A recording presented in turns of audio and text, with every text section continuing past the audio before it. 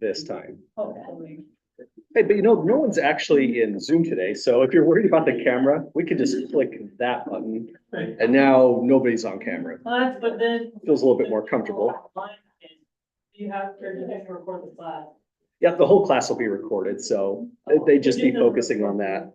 Honestly, that's a good point. I try to use hand gestures. I don't know if they help at all, but all that's gone if we don't record it. Yeah. So let's put it back, just in case that's helpful or comforting. You can see my weird facial expressions. Yeah. Maybe that helps one way or another. Makes it kind of a more of a human experience, at least, I guess. I have a professor when he gives lectures, if you watch him, he'll just talk like this sometimes. Yeah, When he gets really passionate about what he's talking about, he goes off topic, he just does. you just have to release that energy, I Yeah. guess. It gets exciting sometimes. It's good. Well, welcome back, everyone. Today's kind of a nice class that a lot of people made it, since sometimes it's hard to make it to these ones right before a holiday. But just as a reminder, we're not going to have class next Monday for the Labor Day holiday. We'll be back on track on Wednesday's class. Other announcements are, we have our first quiz posted. So let's take a look at that right away. We skipped it on week one because there was just a lot of extra noise we had to deal with the ISU book bundle. That kind of stuff hopefully is settling down, but let me know if there's any other weird things happening with that. But here's our first quiz. So the way this works is I post it as an assignment just so that there's an actual due date. The time 5:30 p.m. is not firm, but I just had to put something on there. If it comes in on Thursday, September 5th, it's considered fully on time. I don't have a late policy, so if you do get behind in the course, I would accept your work late, but the best way to make this impactful and great for learning is to try to get them done sooner the better. So if we click on this, it doesn't say much. All you're going to see is a PDF document. On the PDF document, that's the quiz problem right here.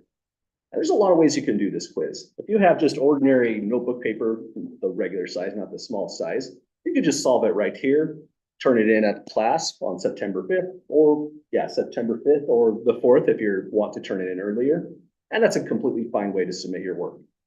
Other people might print out this whole document. That's completely fine as well. I'd recommend printing at ISU so you're not paying extra money to do that. Then you could just solve it on this and turn it in as well.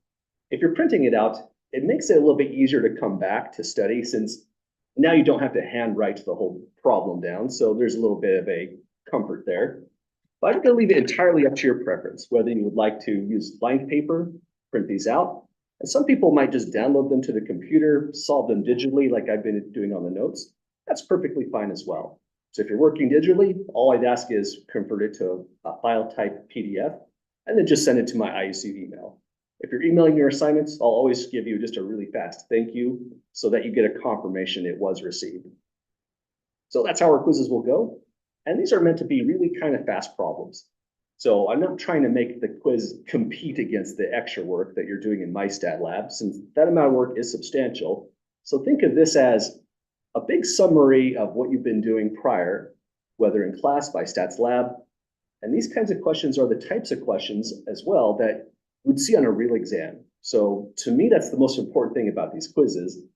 They give you an indication of what real exam problems would look like, not on the computer. Yeah. Are the quizzes you give us like in the future, are we gonna be able to do them digitally as well? Yes, absolutely. Okay. So that same policy for all quizzes, absolutely. Other questions so far? Okay, so again, this is just my way to try to indicate what do your actual exam questions look like. And I've occasionally taken just the old exams. I write new exams each semester, but sometimes I take old exams and just literally take an exam question out and format it like this as a quiz problem. That means once you get your quiz back, you'll see the types of feedback that you'd be expected on a real exam. And I would suggest putting these in just in a folder, saving them all up, since if you take all of your quizzes at the end of the semester, try to solve them cold again, then that's a really great review for the final exam as well. So that's the kind of idea for the quizzes. One thing I want to mention right here is I grade these problems very different than I would grade an exam question. And part of the reason for that is I understand this might be your first time looking at this kind of problem in this setting outside of my stats lab. Sometimes it's kind of tricky to get these down. And so the way these are all scored are, they're out of 10 points possible. So that means when I go to the Moodle website, I have to remember something. sometimes I forget and I make these things worth 100 points because that's the default. So if you ever see something weird in your grades, oh, you're supposed to be able to edit that. Let me try again. I think I made a mistake when I put this in. So let's go to edit settings. And I need to remember each and every time to put this down to 10 points. Sometimes I forget, so if it looks like you've got 10% on your exam, but it was a perfect score, I just forgot to fix this button right here. I'll go back and correct that each time, but let me know if anything ever looks weird in the grade book. So they're graded out of 10 points, getting back on track. And the way that works is 5 points are automatically given for participation. So in other words, if you gave this an honest try, put your name in, handed it in, even if everything is wrong on here, the minimum you would get for handing in a quiz is 5 points out of the 10. So it's just your way of participating in the class. The remaining 5 points is just for correctness.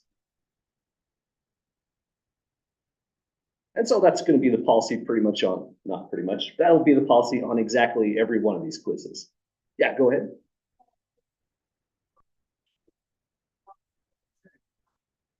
Sorry, say again. Oh, good question. Like one word. I'm great with one-word answers. Yeah. Okay with one word and.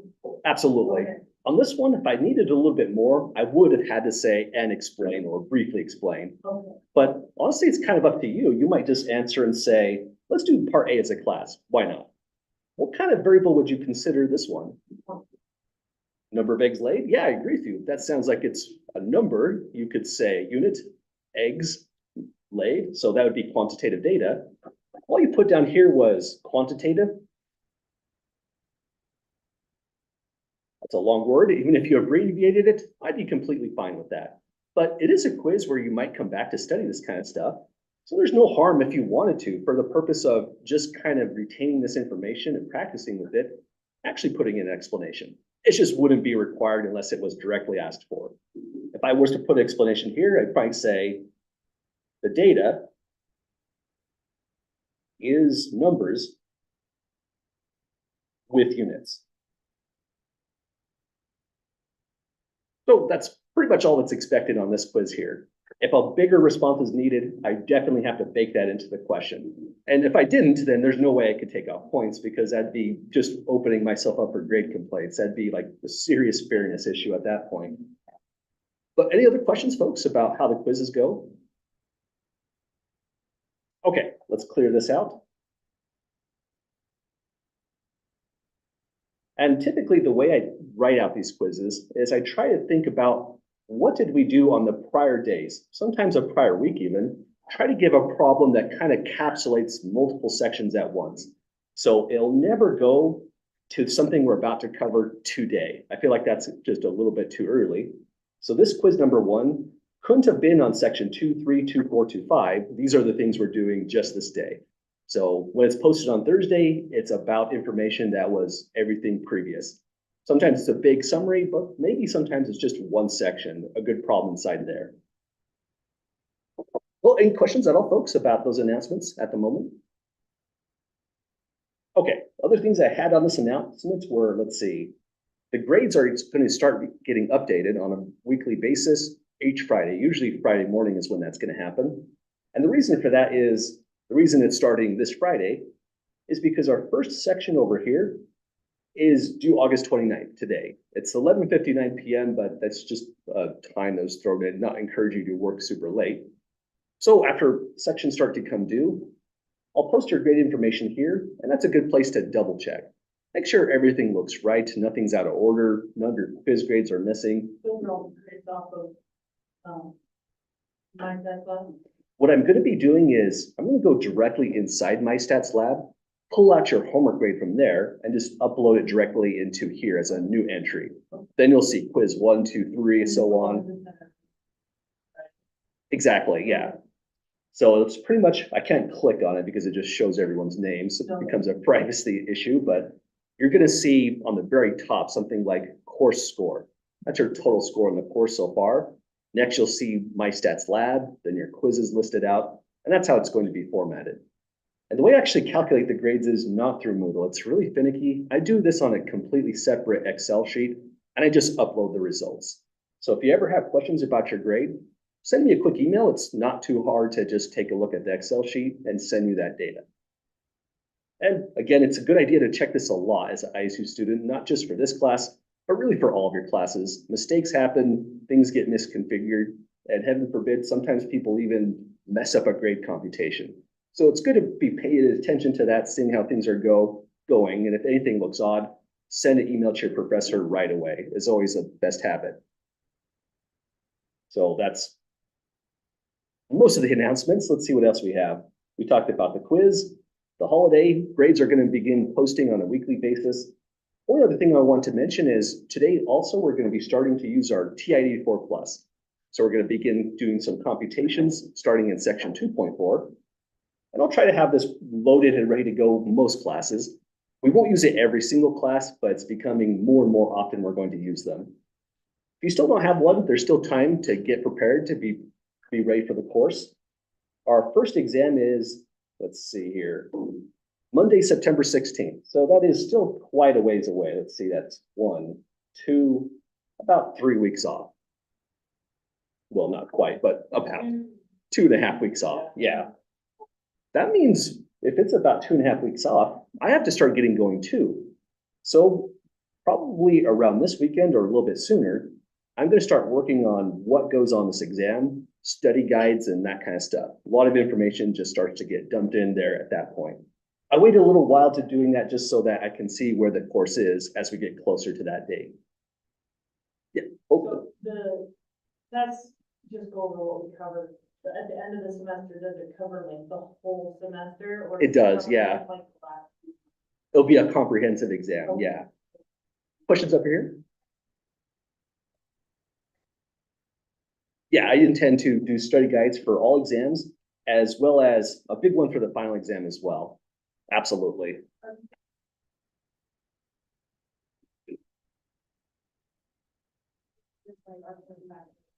It'd be your front and back notes. But one thing I want to elaborate on those notes are, let's open the syllabus, the syllabus actually for that question. That's a good statement or a good question about that. I have an exam policy that says a single 8x5 by 11 inch page of notes is allowed on all exams. So that's your standard letter size.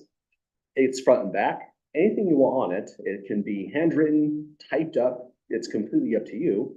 And I don't collect these at the end of the exam. So you're allowed to have whatever you think might support you on the exam on that. Even if it's a simple motivating poem or anything like that, you're welcome to have it. Sometimes I've seen doodles on them before. Maybe people just got bored. You might find that this is actually a lot of real estate, that size page front and back. But especially if you type it up. You really can, yeah. So I think a lot of people don't even really typically use the full availability since you can really shrink things down, like you said. Yeah. It'll be the same for the final, absolutely. So all exams will have that same policy. And while you mentioned that, that's another great thing to point out is after you take exam 1, I'm not going to steal your note sheet. You can do anything you like with it. Sometimes they end up in the trash, no big deal. But if I was a student in this class, what I would do is put them in the same folder where you're putting in your quizzes, because now when you go to the final exam, it still has to be one sheet of notes. But now you can look at what did you put down on exam 1, circle the formulas you actually had to use, and you'll have a good idea of how to pull in information for your final exam review sheet. So that'd be a great strategy for this class, I'd say. Other questions about that so far? Okay, I think we hit all the announcements. And let's see, we're going back to section 2.3, example 2. Any last questions or comments, folks, before we get going on that work there? Okay, we're almost done with chapter 2, but we're not going to try to rush it. I think we're mostly going to be hitting 2.3, potentially finishing section 2.4. But if we have time, section 2.5 is also available. I think I rushed putting that in, so it got revised after it was uploaded. There's a couple corrections there. But here's where we left off. We're looking at some histograms here. But let's look up above just to see what we were doing earlier. We're analyzing the shape of data when the data comes in as a quantitative variable. So numerical results in your data. When we see distributions like this, we called it unimodal due to the one peak. And we also said it was symmetric since the shape is about the same going to the left and to the right. Next, this one is the odd one out. We'll see this not very often, but we might see data that looks pretty close to that one. Think in the upcoming notes. This was called uniform, highly symmetric. Yeah, go ahead. So in the homework, it had multi something, it didn't have the uniform option. Multimodal. Multimodal Yeah. for something like this one here. Uh-huh. Interesting. Do you remember which problem it was? It was on one of the 2 point something. Maybe I should pull that up while you're asking that. I think I did all that in homework, so. Gives me a moment too. Let's take a really short mental break. I mean, that was a lot of announcements. I just remember it saying that in the homework, so. I do remember there being at least a bimodal one in there. I believe it would have been 2.3 or 2.4. If you click on the assignment page. Yeah. Let's see. Let's sign. I'm still getting used to navigating through this myself. Let me check out 2.3 first. So I've got question 1. You have to click on the data to actually show it, but this one's a dot plot, it looks like. Question 2. This one is a highly skewed plot. Question 3. This one is also skewed. I would consider this one to be 1, 2. I might go bimodal on this one, but I can see how some people might call it multimodal if you consider this to be another aggregation of data. So this is one of the problems that might be borderline. And question 4, I have this one right here. You know, this one almost has that uniform shape, right? But this one kind of poked out quite a bit. An extra one on this one, I might consider this one bimodal here. Gotcha. I didn't see any of the unimodal or the uniform on this section. Maybe I was just overwhelmed. A lot of stuff we're going through, no worries. I gotta go back. Well, other questions at the moment? Okay, so this is again, a pretty odd one out. The last problem we looked at, section 2.3, almost had that shape, but a couple bars there on the actual histogram did make it become, I think, bimodal in that situation. Gotcha. It did have a very similar shape. Well, this one we consider to be skewed to the right, only because the tail of the data moves on the right direction. Here, we also identified an outlier. So these are data that are really hard to handle in statistics. And this was the interesting one. These ones are data that are very clearly bimodal. We found that they were highly symmetric. The line of symmetry would be about here where the red dot is going. And we also said this one had no apparent outliers. So that's our rundown of things that can happen with the odd one also thrown in there. Gotcha. Maybe more like the option. Could have been, yeah. Well, here's one that actually has some context to go along with it, which is always kind of nice. I think these data are really fun because something really interesting happened in 2017. In 2017, new laws came down and public companies, meaning companies companies who trade on the stock market. So think Google, eHealth, stuff like that. They were required to disclose the ratio of the CEO pay to the median worker pay. So a wonderful website is the Glassdoor website where a lot of this data is published. And in 2014, we have a whole bunch of data of CEO pay ratios. It says the data includes CEO identities, CEO companies, CEO compensation. So it's a massive data set, but we're just looking at one variable, the quantitative variable of ratio of CEO to worker compensation. That's kind of a really complicated variable in all honesty. It's hard to think about that. So it goes on to further to explain it a little bit better. A ratio of 1, meaning you're somewhere out here on the left end of the scale, that means the CEO of the company is paid exactly the same as the median workers. I think that needs some definition too. What do we mean by median? Let's define that right here. The median. Oh, my thing is not working. What's going on here? Draw. Guess I had to use the mouse for that. Weird. But when we say median, what we mean is the 50th percentile. Not the same as the average. Sometimes they can be close together, but by 50th percentile, what we mean is a number where half the employees are paid less, half the employees are paid more. So median workers' pay is literally the paycheck right in the middle of all the workers for that company, which is a great description of the typical amount people are being paid.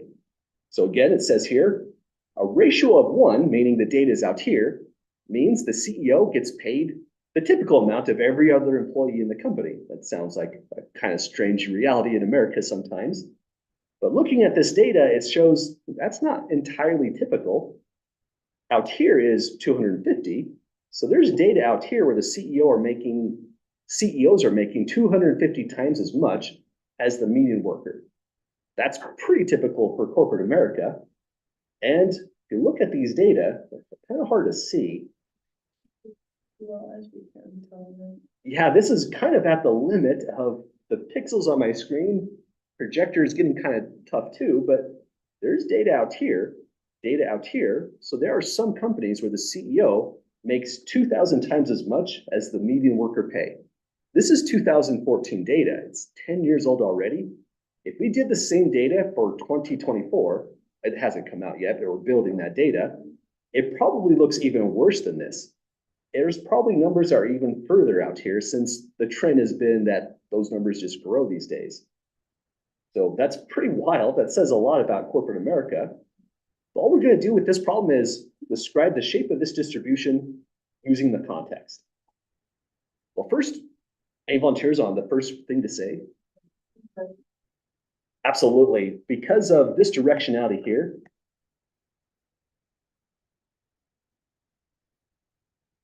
and these ones, which look like tremendous outliers, we can say that the data is right skewed, but we need to be careful too because we have to pull in the context. We might say the ratio of CEO to the median worker pay is highly skewed to the right. Meaning there are definitely a good amount, not a tremendous amount, but there are a good amount of companies where the CEOs are being just exorbitantly enriched. They are living opulent lives, absolutely, flying private jets and all that kind of stuff, when they're way out here, just a massive amount of cash. So that's definitely a good thing to say when it says using the context. All we're meaning is try to bring in some of the words in the original description of the problem, say what these data are really about, and well, also if we're describing the shape, we should say still a little bit more. What other things would we want to say about this?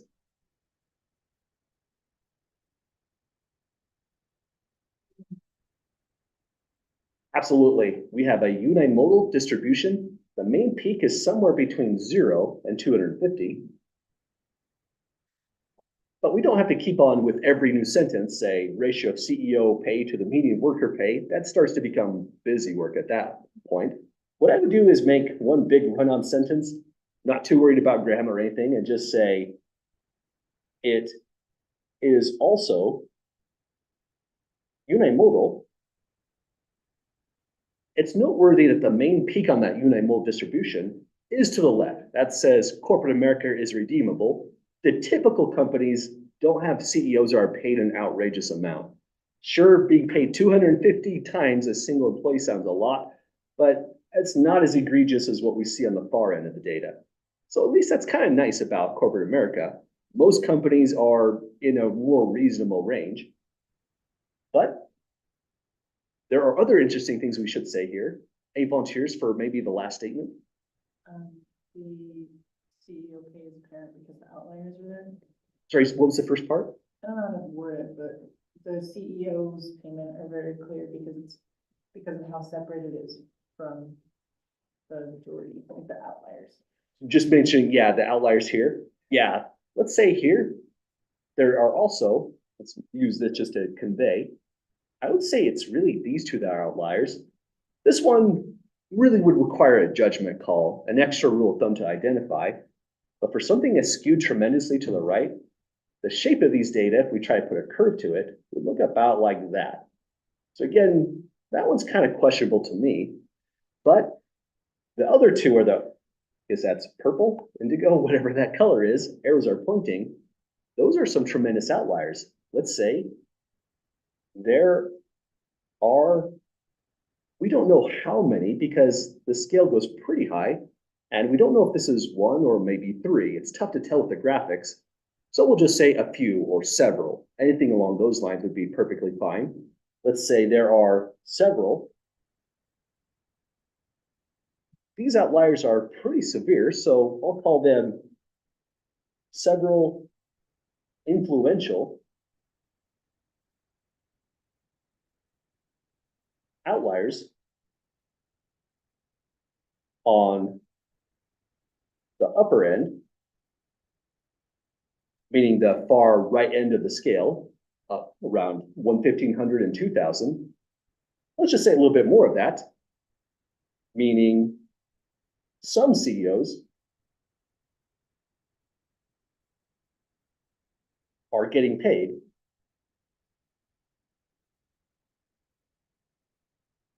a gargantuan amount. Good use of the word gargantuan, I'd say. Well, any questions, folks, with this description here? Okay, really the kind of thrust of this problem, this question that we just did was, it's mostly about just looking at something that's skewed to the right, but also has context, and just saying what the shape is along with the context all at the same time. So think of this problem as really just building off of these two, where it was a little bit more boring. We're just looking at the shapes, nothing else. Any questions at all with that one there, folks? Okay, well, let's try this again. Next problem is pretty similar to this one. I'm not too sure what the context is, but it looks like it's about, let me pull this up, acid rain. So that's our next example here. This will be the last one from the notes in this section. Looks like a good read. So let's start out and just break down the context. They tell us acid rain from the burning of fossil fuels has caused many lakes around the world to become acidic. So that's just the fact of biology these days in 2024. The biology of these lakes often collapses because of the rapid, unfavorable changes in water chemistry, meaning evolution can only happen in certain timescales, but the lakes are changing really kind of rapidly, faster than evolution can account for. They tell us, just for further, this is good for me. I'm not a great chemistry student. I actually skipped out on chemistry, but they're telling us a lake is classified as non-acidic if it has a pH greater than 6. So that's going to be the cutoff. Below 6, we'll call it acidic. Above 6, I think they would call basic in chemistry terms, not a weird insult or something like that. Next, they say A. Marchetto and A. Lamy measured the pH of high mountain lakes. The reason they're doing this is, well, we know lots of lakes are becoming acidic, so they're wondering, are there exceptions? What if we went to just extreme altitudes? Are they affected the same way? So we went to those high mountain lakes in the southern Alps. That probably explains their names there. I reported their findings in the paper Reconstruction of pH by Chrysophysium, don't know that word, but we'll just roll with it, scales in some lakes in the southern Alps. They tell us next, the pH levels obtained by the researchers for a random sample of 15 lakes are displayed in the histogram below. They did say a random sample of 15, so I'd like to get in this habit. Anytime they give us data that we can put in a formula, I'll always just write that out. Not big help right now, but it becomes a really great habit once we're using more and more formulas down the line. But here's our data. And these data have not quite a uniform shape, but it almost looks like it because of the first full rectangles here. But these kind of did shoot up a good amount and it fell down over here. So I would say this one, it would not be uniform either in this situation. So again, looking throughout all this, these were lakes at very high altitudes, the southern southern Alps as well, I'll say. Some of them are around 5.5. I think that's like the acidity of black coffee. And a lot of them actually look like they were non-acidic. That might be some pretty good news.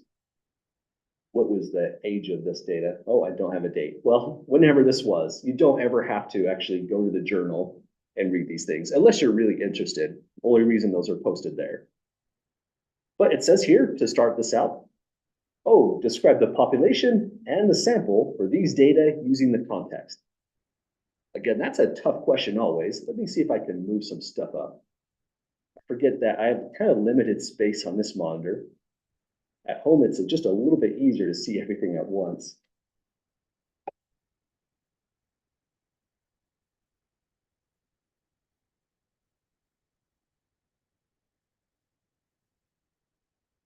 Okay, that'll be a little bit easier to see, I think. So we want to describe population and sample.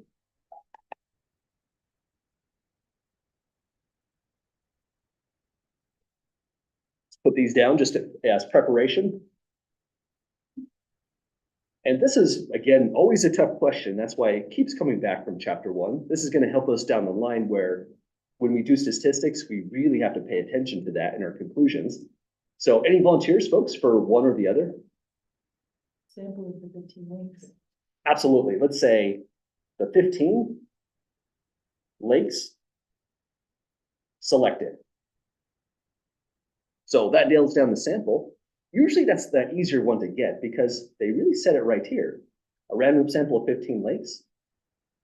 The word sample comes up. We used N, which is denoted for a sample size. And so that helps us get the sample nailed down.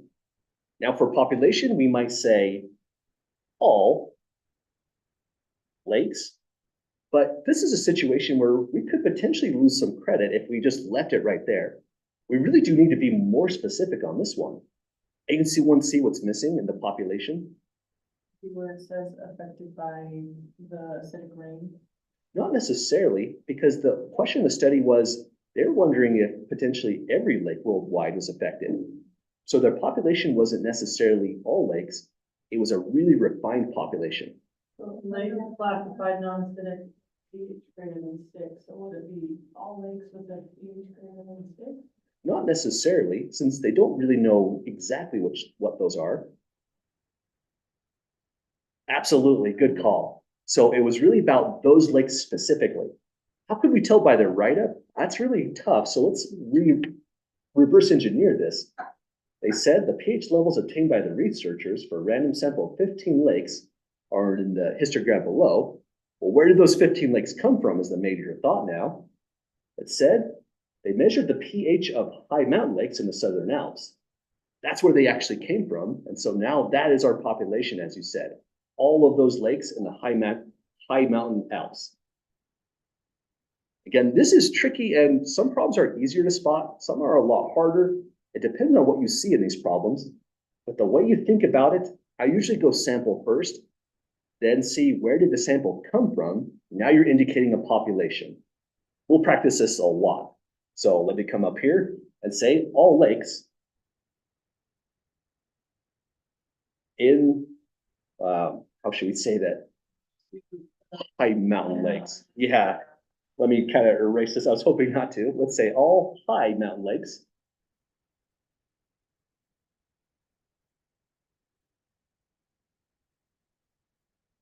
in the Southern Alps. The reason this part was so important was that was the major thrust of the study. They knew other lakes had problems of becoming acidic. They just wanted to know what happens if we restrict to high altitude lakes, specifically these ones right here in the Southern Alps. Well, any questions, folks, on population and sample in this one? Okay, going beyond that, let's see what else we have going here. Let me try and make that look more presentable. There we go. There's got to be a part B. There it goes. Last thing we'll say is just describe the shape of the distribution using the context. So I might begin, if we're trying to pull in the context, by just simply saying the pH levels of these high mountain lakes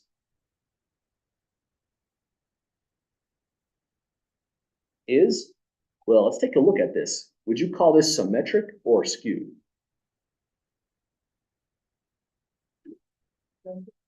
I agree with symmetric. And you know what? That's always tough because if you put down a line of symmetry on this, there is a touch of skew, right? But we have to remember in statistics, there is no perfect symmetry almost always. It'd be some kind of weird mathematical miracle if you pulled random data, 15 pieces of data, and they were all arranged in a perfectly symmetric way.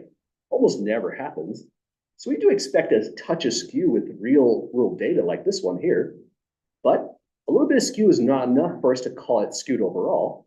This would still be considered highly symmetric data, even with that one problem there. So let's call this the pH levels of these high mountain lakes is, that's not grammatical, let me change that around, are highly symmetric.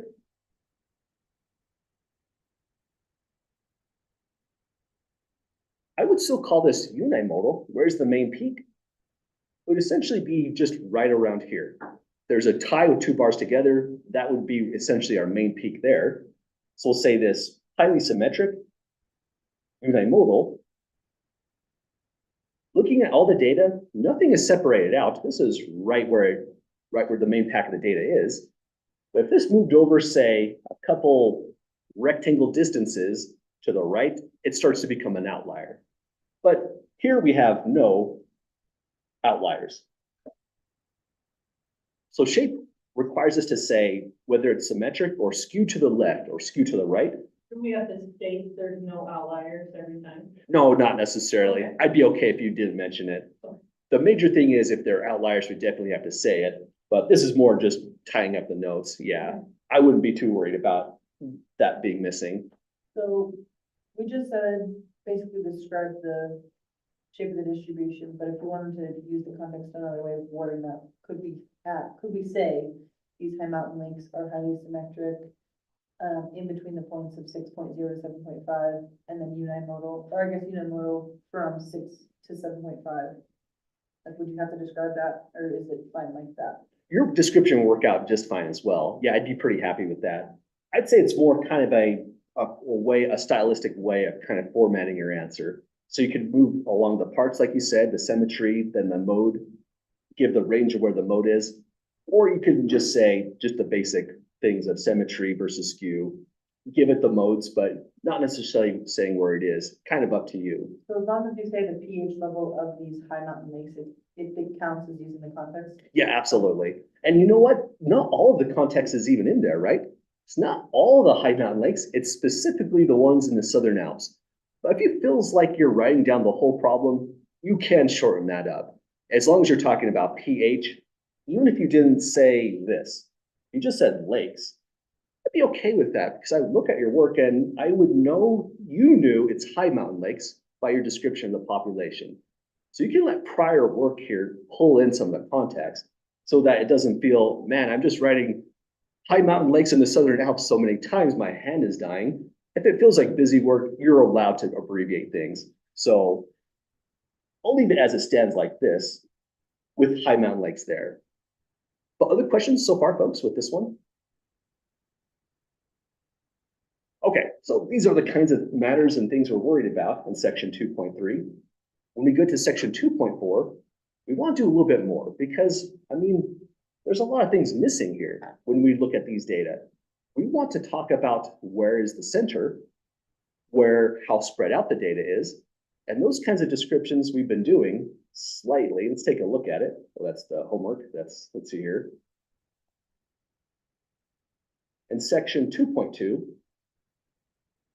we were trying to talk about statistics when we said there's a clump of cases at 15 crimes in this old problem. We want to calculate either the median or the mean to give a better number for that.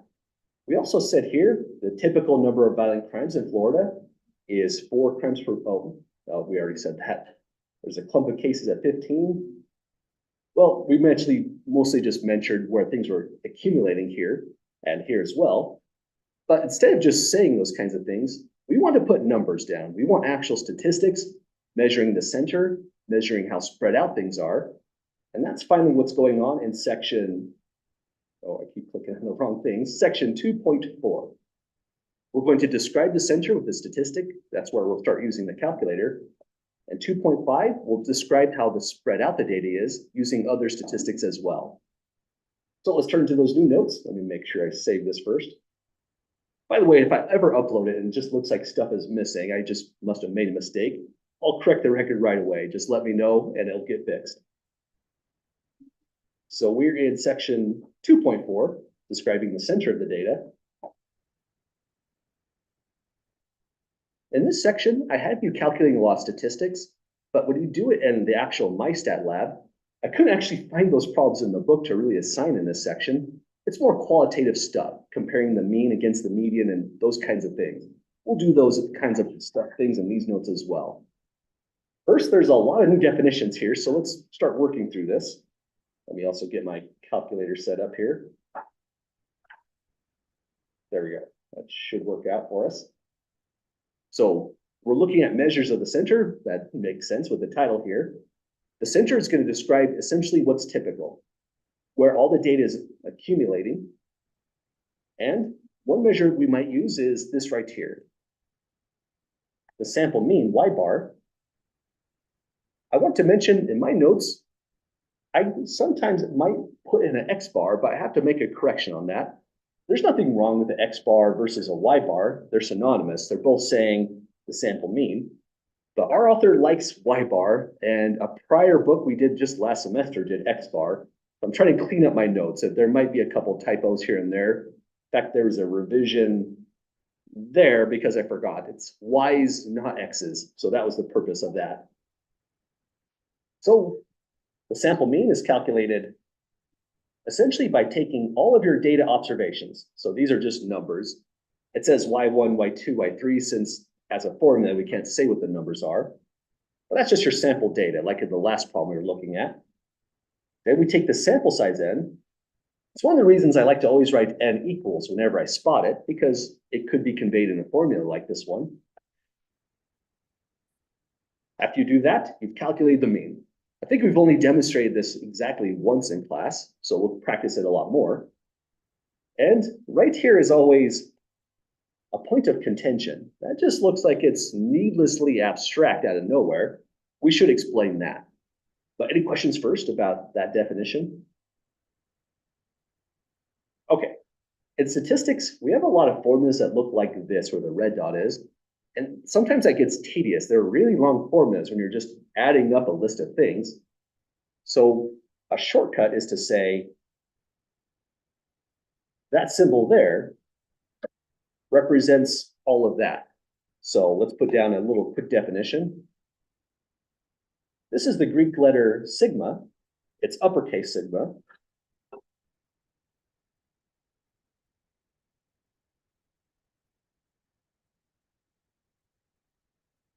And it denotes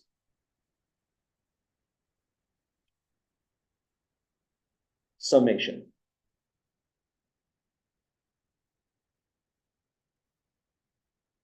What do we mean by summation? That just means a fancy math way to say add everything up. So that's what's all is going here.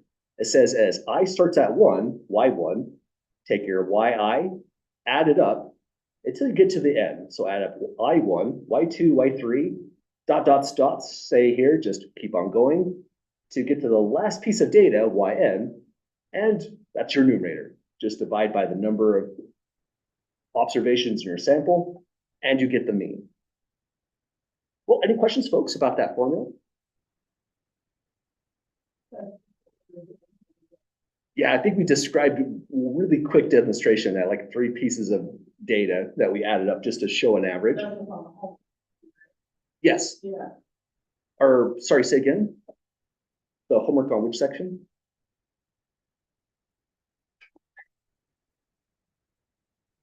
thinking that it may not have come up as a direct question just yet, but it should be coming up in section 2.5. But we'll see this in my stat lab. Oh, gotcha. We did relative frequency. Oh, relative, yeah, we did the relative similar. Oh, I see. Yeah, in that case, we were dividing by stuff. That feels extremely familiar. I see what you're saying now. Yeah. This one's a little bit different, but similar in spirit. Yeah. So this is a little bit interesting now. You'll notice it says measures. It says plural now. Sometimes the sample mean does a really great job of describing your data, and other times it will do an absolutely terrible job. In the homework in section 2.4, that's really the major thrust of the questions. Knowing when you want to use the mean, and knowing when you have to instead use the median M. And that was one of the words we just discussed earlier. The median M describes the 50th percentile, and oh dear, that's a typo. A percent sign and percentile, that just looks redundant. It should have been written this way. My apologies for a typo on these notes. It should go 50th like that. Red to indicate the change here. So the median M describes the 50th percentile, meaning it's going to be a number for which half of your data is below and half of your data is above, whatever that comes out as. So by its description, it sounds like it's describing the center. It's a number literally in the middle of your data. But sometimes you want to use the mean. Sometimes you need to use the median. It all just depends on what your data actually looks like. We'll see how that goes when we take a look at example 1. Example 1 says we're dealing with data on tipping. Data on tipping percent for 20 restaurant tables, consistent with summary statistics given in the paper, Beauty in the Labor Market, evidence from restaurant servers are given below. So it looks like it was a really interesting article, but we're just looking at a really thin slice of it, just the data. So imagine you're a server at some restaurant, maybe it's say, what's a restaurant in town? Stockman's, that's a good one. Dixie's Diner, just depends on how you're feeling a certain night. One of those places. Then this means someone was really rude at the table is what I'm going to assume. I mean, I try to tip even if it's bad service because they're going to be on the hook for taxes on that meal otherwise. This person just seems like they maybe made a mistake or they're just really happy. Maybe it's a birthday party, who knows? But again, this means this person tipped 105% their meal. This person tipped something kind of wonky, but that's about appropriate, 20%. I'm from a time when 10% was normal. I don't know when it cropped up to 20%, but it's 2024, so I guess that's where we're at these days. And that's all the data is about, just how much was tipped on a given table. Here, we want to describe the shape of this distribution. Well, it doesn't say anything about the context, so you can be pretty fast on this one. Part A is just more about knowing what the shape is, not pulling in the context as much. I would say it's unimodal. You've got a main peak here. It's definitely skewed, but is it skewed to the left or to the right? I agree. Right skew could be supported by these right here. The data trails off to the right, in other words. So let's say it is unimodal. Skewed right. Here we have to make a judgment call. Would you say we have outliers in this situation? I would agree with you. This is pretty far separated. But let me change this up just a bit, just to say, what would happen if it was different? So imagine just for a moment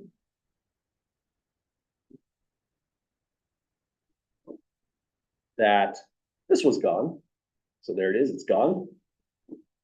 If it was right here instead, oh, that's not going to work. If it was right here instead, this is a situation where it is now truly a judgment call. There's formulas to assess, a rule of thumb to assess whether it's an outlier or not. We'll see later on in the course. But if you said it's not an outlier, I could see that. And if some people said it was an outlier, well, that's about right too. Some of these problems have really borderline cases where I can't necessarily take off points. It's if I can see it either way. And that's how I do grade these. Whatever response you give, if it fits with what I see, and if I can see it's a borderline, you could get credit either way. So just do the best you can with the data that you see. Sorry, say again? You can defend it, then it counts. Absolutely. That's a great way to say it. If you're able to defend by what I see, then you're in great shape. So unimodal skewed right, and I would definitely consider that an outlier here. With, I guess it was probably this person that did that with an outlier. So again, we moved really quickly through this problem. If it doesn't say with the context, you're just going for those basic definitions. Next, it says describe the center by calculating both the median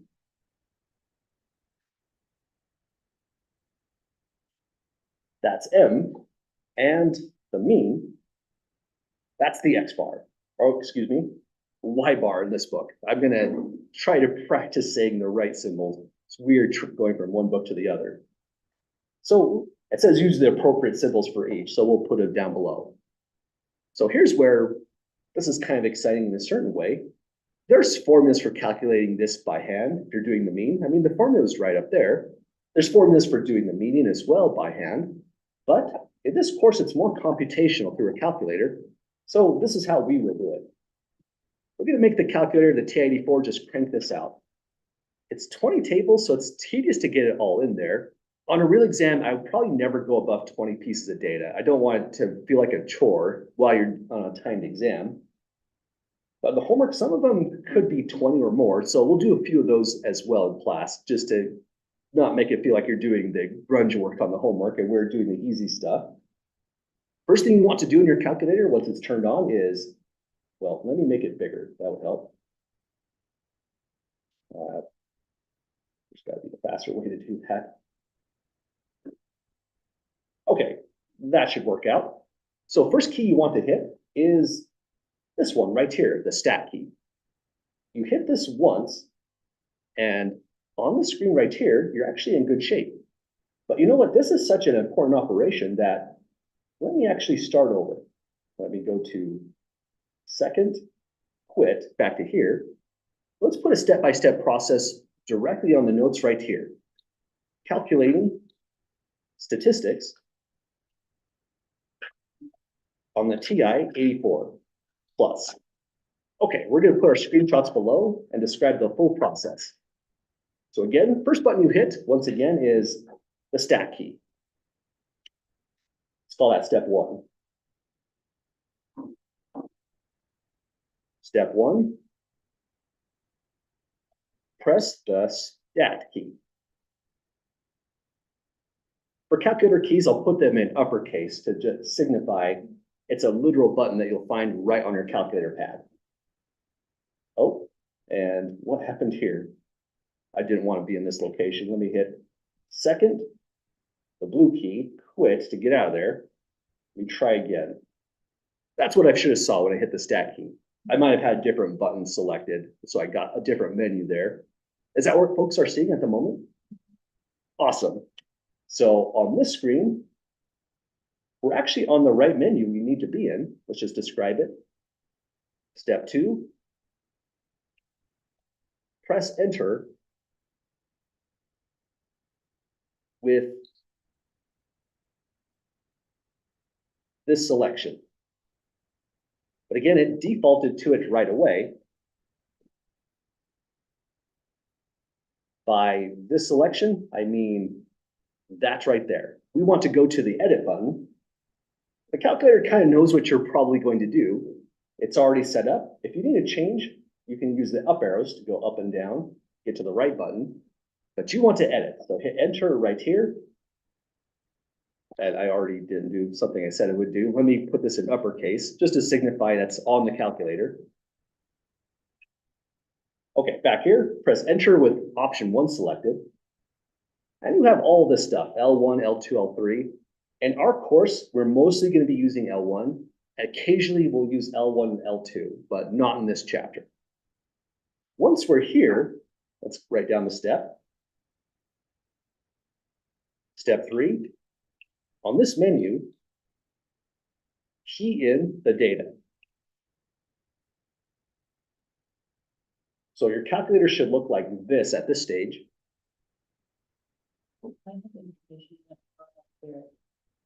Oh, great question there. Let me see if I recall. Let me put in some data.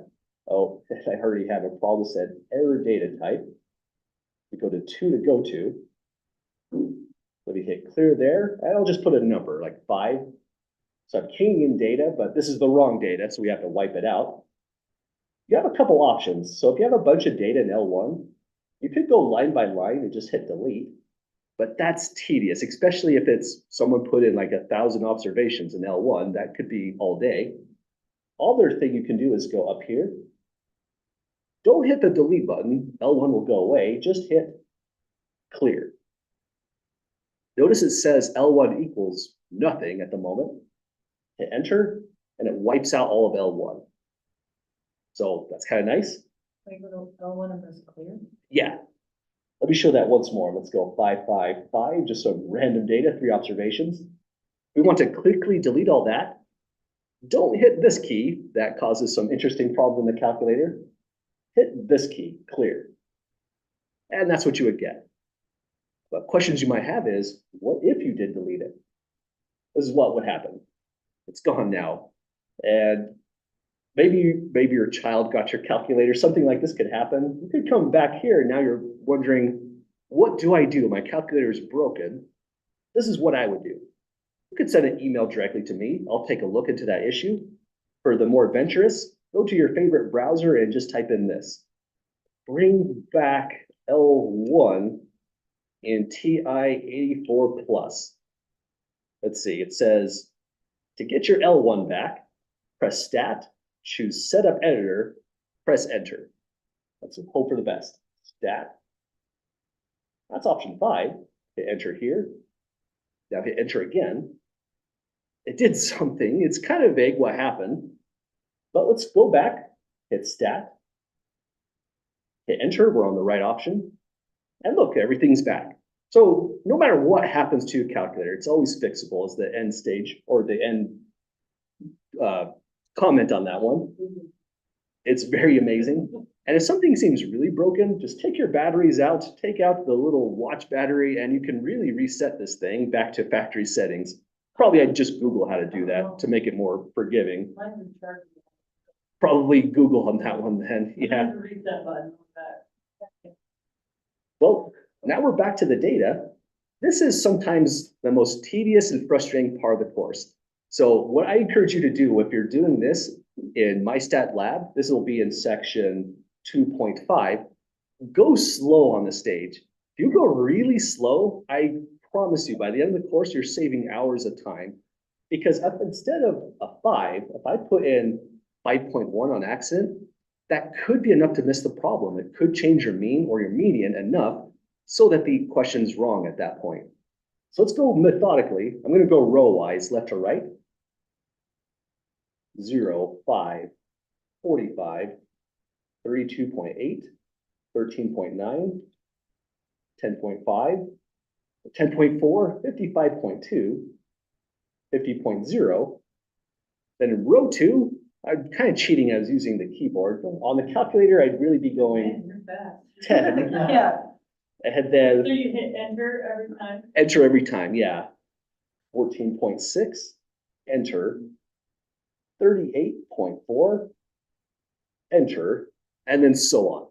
I'll say this silently now so that I'm not distracting you as you key in your own data.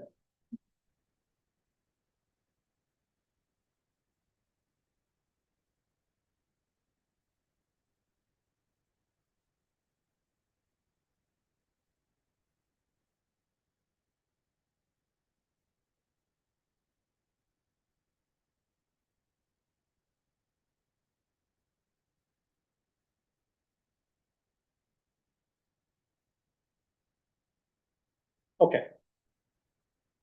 On my work, I believe I made a mistake. Here's how I can tell. I didn't mean to, but I'm kind of glad I did because, again, I could lose a whole problem based off this mistake. Notice right here where the blank is. Down below it says L120, meaning I have 19 pieces of data here, and it's asking for the 20th piece of data. The problem says I have 20 pieces of data.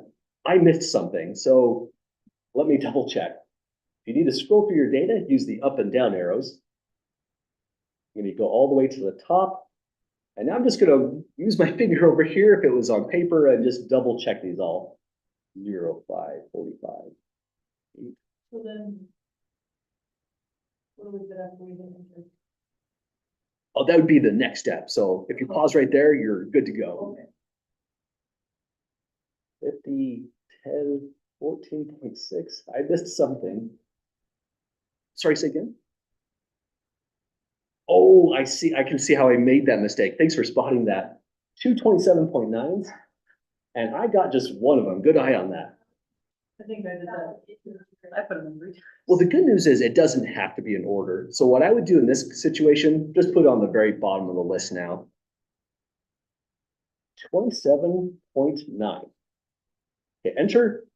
Now when it says 21 right here, it's asking for the 21st piece of data. We don't have it. We are up to 20. That tells me I at least have enough data in there as expected. But again, if I got any of these decimal points wrong, I could still be in bad shape. So don't go as fast as I did. Be methodical, and you're saving tons of time in this class. Okay, once you have all the data entered, this is our step 4. This is all you need to do. Press Stat key again. That deserves an exclamation mark because we're getting close. So hit that button once more. You're back to this menu. We're now on step 5. Let's see what to do next. Navigate to this option. By this option, I mean we're trying to calculate something, so use the right arrow where calculate is highlighted. The first option is what you want, so everything's configured where it should be. So I'll take a screenshot like this just to convey. You want one variable statistics because we're only handling one variable. So if it's highlighted calc with the number 1 option, you're in the right spot. Any questions to that stage, folks? Okay, navigate to this option, and I should have said, and press enter. So if you're on this option right here, you're all set. Hit enter. Come on, let's go. Hit enter, there it goes. You see this page, and your options should say L1, nothing in frequency list, and just hit enter. So you're down here and hit enter again. So let's put here, I press enter several times. The last time it hits enter, it outputs this result.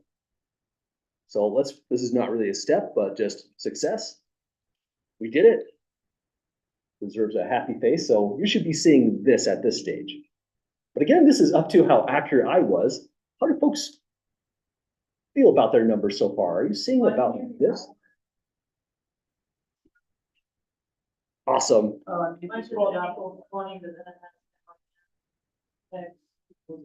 We have it too with this calculator. You just have to use the down arrow, up arrow, and then you see a whole bunch of other stuff at the bottom. So it wanted the mean. And here's where it's kind of unfortunate. Remember I was saying X bars and Y bars? Your calculator probably says X bar. Our author uses Y bar right there. They are the same, yeah. And if you put X bar in your paper, everybody would know what you meant. I'm just trying to be consistent with the book so that the reading is a little bit easier. So here we'll put Y bar equals 27 point. I didn't say anything about rounding, so I'd say use whatever makes the most sense. I'll just carry in 3 decimal places. That's all I had anyways. Say again. The mean would be the Y bar right here. Your calculator, it's an X bar, the top option. Really confusing, sorry about that. I like the last book we had, but the math department made a decision and we're all just told to stick with it. So we've got a new book we're using this semester. It sure is, yeah. Next, we need the median M, and you won't see it on the screen, but that down arrow is just to signify there's more that was calculated. So now hit your down arrow, and there's your median right here. It's written out as med for median. So that's how we're gonna do statistics in this class. We're gonna focus more on getting the numbers, doing the interpretations, reading the context, and less about actually writing this out and clicking through, or formulas from the median M are also tricky as well. This will be the more similar experience that we're going to see. Well, this might be a good stopping point for us. I notice we have like a minute, but any last questions, folks, before we call it a night? Okay, final thoughts on this. Notice how Y bar and the median both describe the center, but one is probably doing a better job. Those are the things that section 2.4 is all about that we'll get to in next class. So we'll meet again on Wednesday after our holiday. Have a great one, folks. Stay safe, and I'll see you all later. How does the median predict the middle outside of using the outlier? Sorry, say again. I'm assuming the 100, the outlier affects the median and the. Actually, the only one it affects is the mean right here, the Y bar. This Y bar is sensitive to that outlier, and that's why it's so big. But this could move like way to the right, and this is still the center. It would still be the 50th percentile.